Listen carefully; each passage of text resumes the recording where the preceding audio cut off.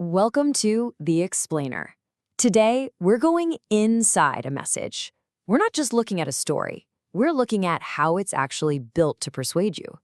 We're going to break down a pretty powerful piece of social media communication to show you all the mechanics at work. It all boils down to this single, powerful line. This is really the heart of the message we're looking at today. It's our way into understanding the entire strategy. It's simple, it's direct, and it's designed to sound totally and completely resolute. Okay, so let's get right into it. We're going to take this message apart piece by piece, kind of like an engineer looking at a blueprint.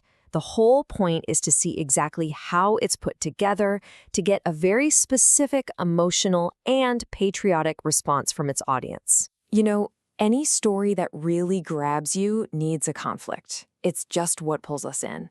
So let's see how this message immediately creates this feeling of a crisis, this external pressure to really set the stage. The message kicks off with just this, a single stark number, 50%.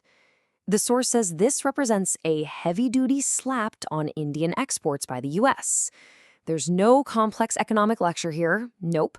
Just a big, kind of intimidating number that immediately feels aggressive and important. And here's how that number gets framed into a narrative.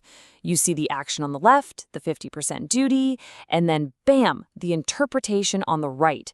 India is being pressured. This simple setup instantly creates an antagonist and puts the nation in this defensive role, having to stand its ground. So you've got your conflict set. What does a story need next? It needs a hero. And the next part of this message gives us one by showing a firm response from the nation's leadership that moves the whole story forward. And there it is, our central declaration, delivered in Hindi, which is key for maximum cultural resonance. It's presented as the direct comeback to that pressure we just saw. It's not a complicated policy paper. It's a short, simple, and really powerful statement that's meant to sound totally unwavering. Now, this is crucial. The message doesn't just say no compromise and leave it at that. It actually builds a justification for it. The source lays out this simple three-step argument.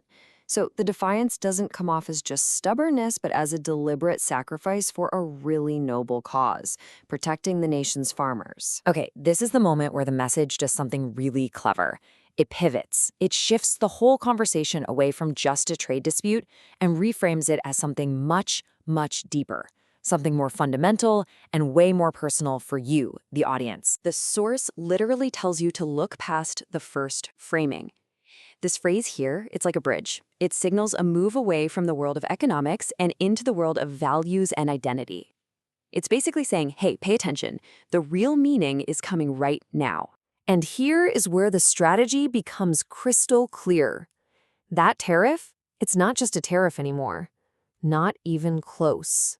By tying it to these big abstract ideas like national honor, the literal soil of the country, and the dreams of its farmers, the message turns a policy issue into an emotional gut punch.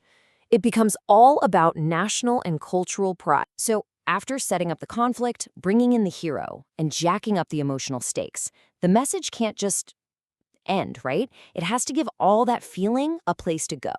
And that's why it wraps up with a very direct request to the viewer. The last step is a direct call to action. You, the viewer, are prompted to comment with a supportive slogan, Jai Kisan, which means hail the farmer, and then to share the post.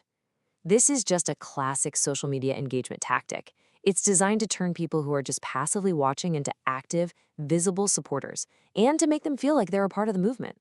So what we've really seen here is the architecture of persuasion. It's like a tiny three-act play. First, you frame a clear conflict. Then you elevate it with emotional language that's tied to identity. And finally, you channel all that emotion into a simple, measurable action. And that leads us with this final question to think about. This isn't about agreeing or disagreeing with the message itself, but about recognizing the technique. When a policy gets tied up with identity, how does that change the way we see it? Understanding how these messages are built is really the first step toward thinking critically about everything we see and share every single day.